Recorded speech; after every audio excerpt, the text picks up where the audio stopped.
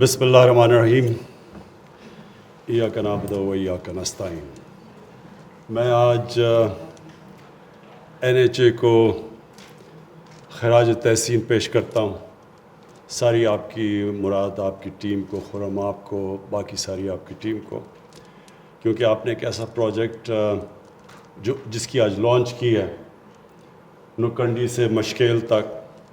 یہ وہ علاقہ ہے جو میرے خیال میں پاکستان کا سب سے ریموٹ علاقہ، جس طرح کہیں بیک یارڈ کہہ دیں، آؤٹ بیک کہہ دیں، وہ علاقہ جدھر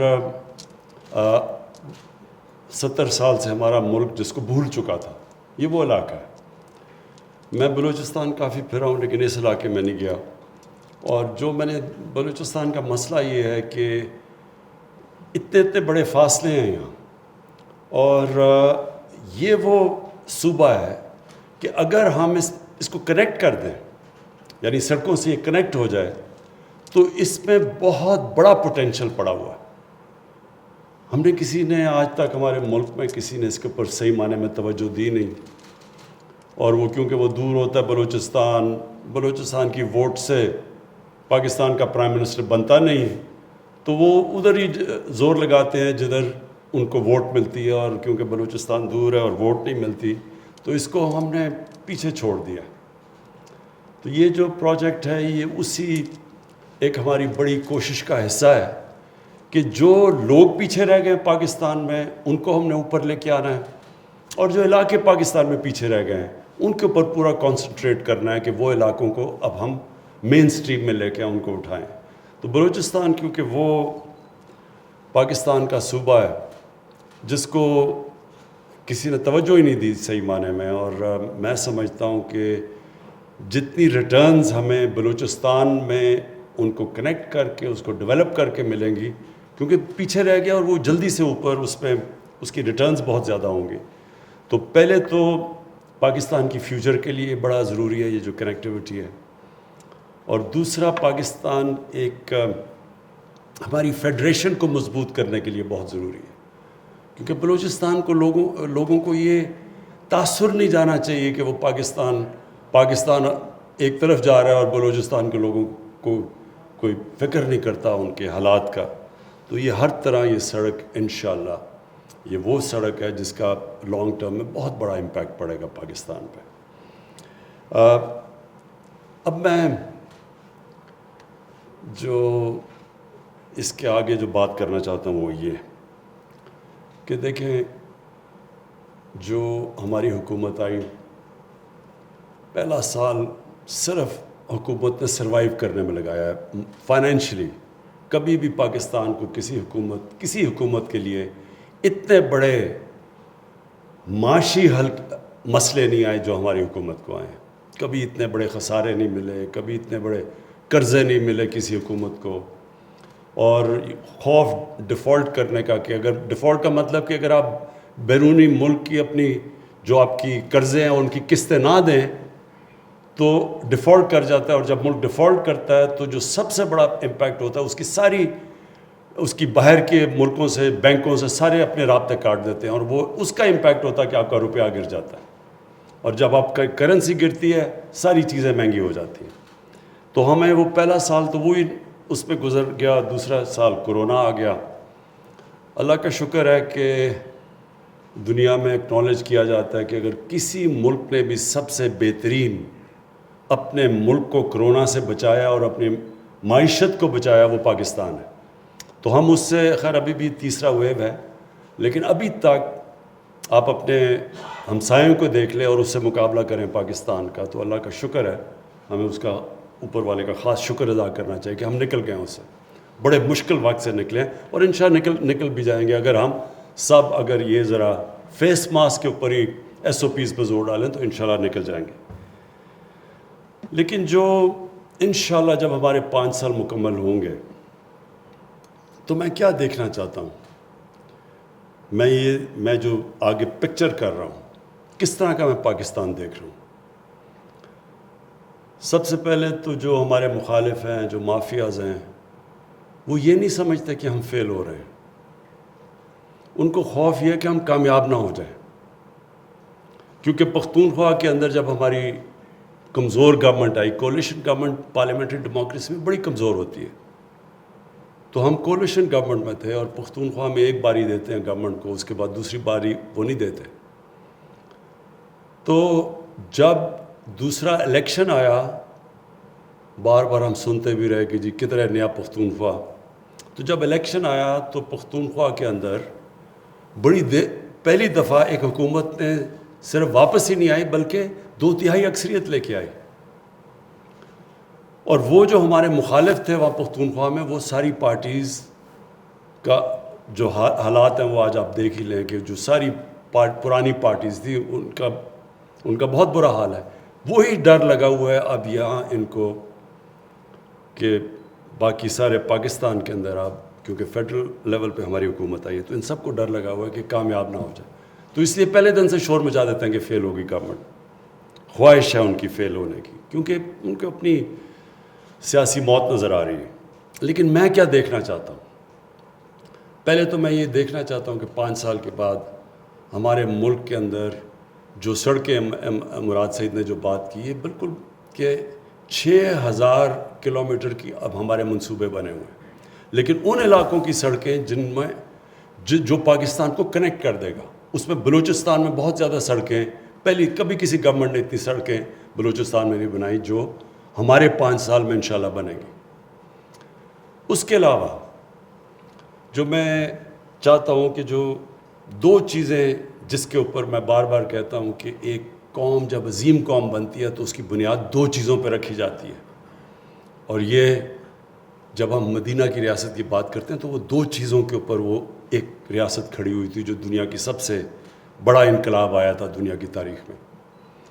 تو ایک تو قانون کی بالادستی، اس مت بڑا سمپل ہے، تحریک انصاف کی تحریک، کہ سب انصاف کا مطلب سب قانون کے سامنے ایک برابر.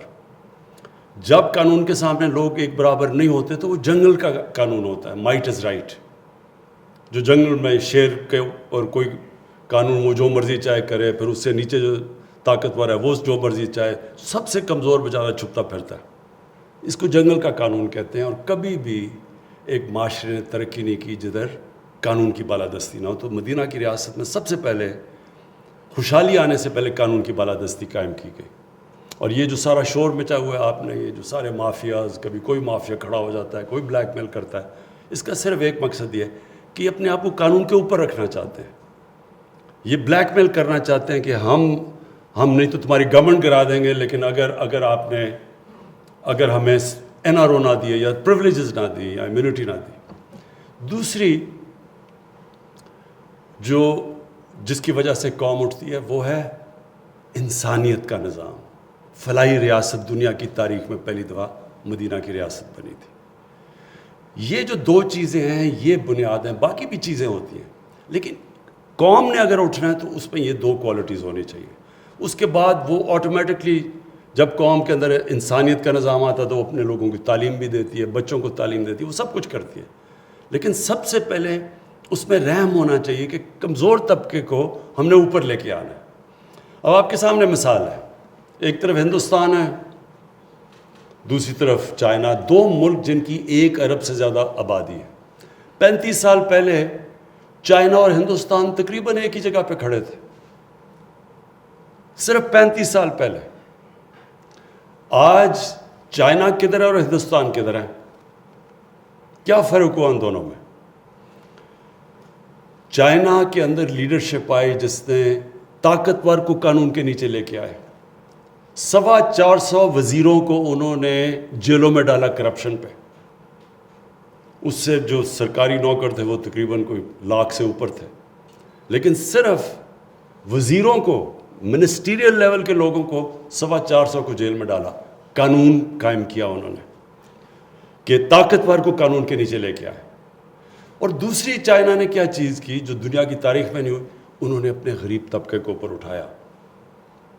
دنیا کی تاریخ میں یہ نہیں ہوا کہ 70 کروڑ لوگوں کو انہوں نے پچھلے 30 سال میں غربت سے نکال کے اوپر لیا. اور ابھی چائنیز پریزیڈنٹ نے اناؤنس کیا کہ ہم نے غربت، ایکسٹریم پاورٹی ختم کر دی ہے چائنا میں. ہندوستان میں دیکھیں کتنے وزیروں کو انہوں نے جیلوں میں ڈالا. اور پھر غربت دیکھیں، سب سے زیادہ امیر اور غریب میں ہندوستان میں فرق ہے. تو اوپر آنے کے لیے یہ ریکوائرمنٹس ہیں دو جو کہ مدینہ کی ریاست میں. تو میں کیا دیکھنا چاہتا ہوں پاکستان میں 5 سال کے بعد؟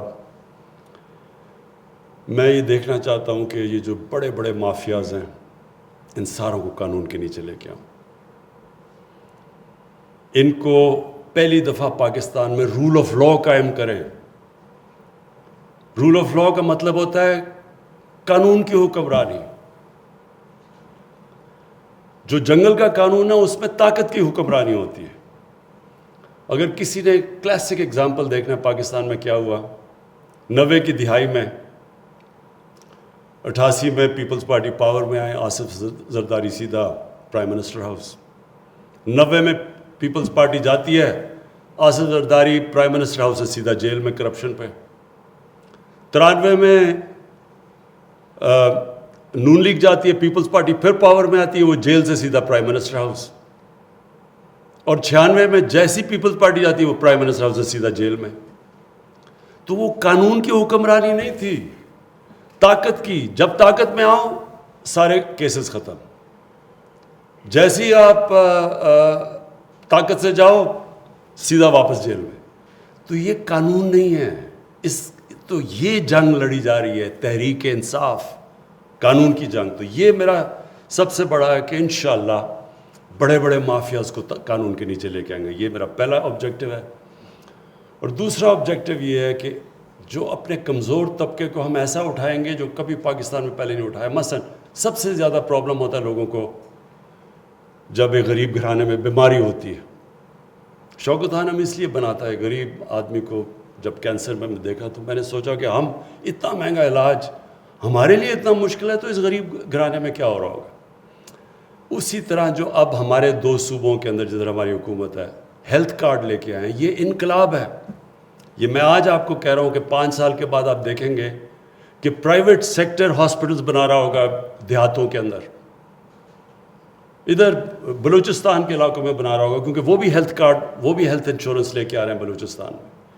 اب تک کیوں نہیں جاتا تھا پرائیویٹ سیکٹر گاؤں میں دیہاتوں میں؟ کیونکہ ان کے پاس پیسہ نہیں تھا اس کے لیے. اب سب کے پاس ہیلتھ کارڈ ہوگا. تو پرائیویٹ سیکٹر پہلی دفعہ ایک پاکستان کے اندر ہسپتال بنائے گا. یہ آپ دیکھتے رہیں کہ یہ آغاز ہم نے کر دیا ہے. پختونخوا کے اندر سب شہریوں کو ہیلتھ کارڈ مل گیا، ہر خاندان کو. پنجاب کے اندر اس سال کے آخر تک سب شہریوں کو ہیلتھ کارڈ مل جائے گا.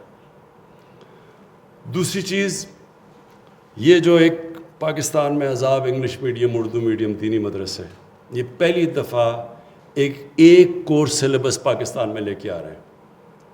اگر انگریزی میں آئی ٹی کے لیے انگریزی چاہیے تو سب بچوں کو انگریزی پڑھائیں. یہ کیا کہ صرف ایک طبقے کو انگریزی اور اچھی نوکریاں. یہ پہلی دفعہ آ رہا ہے پاکستان میں بڑی مشکلوں سے. اور میں اپنے فیڈرل ایجوکیشن منسٹر کو داد دیتا ہوں شفقت محمود کو. انہوں نے بڑی کنسلٹیشنز کر کے ایک کورس سلیبس لے کے آ رہے ہیں جو ساری سب ڈیولپڈ ممالک کے اندر ہر جگہ ایک ہی چیز ہوتی ہے. ایک کورس سلیبس ہوتا ہے، پھر ایکسٹرا سبجیکٹس ہوتے ہیں جو کہ ڈفرینٹ سکولز پڑھاتے ہیں. اور پھر جو ہماری کوشش ہے فلاحی ریاست بنانے کی، پناہ گاہ، ہر جگہ جدھر مزدور جاتے ہیں ہماری کوشش ہے کہ وہاں ایک پناہ گاہ ہو کہ مزدور آ کے مفت ٹھہر سکیں، ان کو کھانا دے سکیں، ان کو اچھی رات سو سکیں، ان کو کرایہ نہ دینا پڑے، ان کو کھانے پہ پیسے خرچ نہ کرنا پڑے، تاکہ جو بھی پیسہ بچے وہ اپنے گھر بھیج سکیں. یہ ایک انشاءاللہ سارے پاکستان میں ہماری کوشش ہے جال پھیلے پناہ گاہ کا. اور دوسرا انشاءاللہ یہ جو ہماری کوشش ہے اب کہ ہماری ٹرک چلے جن کے اوپر کچن بناؤ، ہر غریب علاقے میں جائیں کہ کوئی بھوکا نہ سوئے، کہ بنیادی چیز پہ غریب علاقوں کے اندر لوگوں کے پاس کھانا ہم پرووائڈ کر سکیں. اور پھر قانون کے اندر جو ہم نے کوشش کر رہے ہیں کہ آ گیا پختونخوا کے اندر تو آ گیا سول پروسیجر کوڈ کو چینج کر کے اس میں اصلاحات کی ہیں. پنجاب میں آنے والی ہیں تھوڑی، اس میں اس وقت کہیں عدالت میں چیلنج ہوا ہے. کوشش یہ ہے کہ اب زمینوں کے کیسز ہیں وہ 50 سال لگ جاتے ہیں، تو یہ نیا سول پروسیجر کوڈ کے سے 1 سال کے اندر کیس کا فیصلہ ہونا پڑے گا. تو اس سے بھی ایک بہت بڑا انقلاب آئے گا جو اب تک نہیں آیا. تو انصاف ملے لوگوں کو, عام لوگوں کو تعلیم ملے اور ایک موقع ملے ان کو اوپر آنے کا. اور پھر جو دو بڑے شعبے ہیں انڈسٹری اور ایگریکلچر, اس کے اندر ابھی بھی پاکستان کی انڈسٹری جس طرح آج اٹھ رہی ہے, میں دعوے سے کہتا ہوں کہ 50 سال کے بعد پہلی دفعہ پاکستان کی انڈسٹری اٹھ رہی ہے. جو انسینٹیوز ہم نے انڈسٹری کو دیے ہیں, لارج سکیل مینوفیکچرنگ کے اندر جو گروتھ ہو رہی ہے, یہ سارے جو ہم نے انسینٹیوز دیے ہیں, آپ دیکھتے رہیں کہ یہ 5 سال کے بعد ہماری انڈسٹری کدھر جائے گی, روزگار کتنا ملے گا. لیکن جو زرعی اصلاحات ہم کرنے جا رہے ہیں, جو ہے کسان کارڈ لے کے آئے ہیں پنجاب کے اندر, انشاءاللہ آپ دیکھیں گے کہ کسان کی ہم نے زندگی بدل دینی ہے. اور ڈائریکٹلی اس کو سبسڈی, ہمارے تقریباً 65% کسانوں کی 5 ایکڑ سے کم زمین ہے, تو ان کو ڈائریکٹ ہم سبسڈائز کریں گے, ان کے کھادیں دیں گے, ان کو کریڈٹ پہنچائیں گے, اس کو امپاور کریں گے. اور غربت کم کرنے کا یہ سب سے بڑا طریقہ ہے کہ چھوٹے کسان کی مدد. ابھی بھی آج کسانوں کے پاس اتنا پیسہ ہے کہ پاکستان کی تاریخ میں کبھی کسانوں کے پاس اتنا پیسہ نہیں آیا.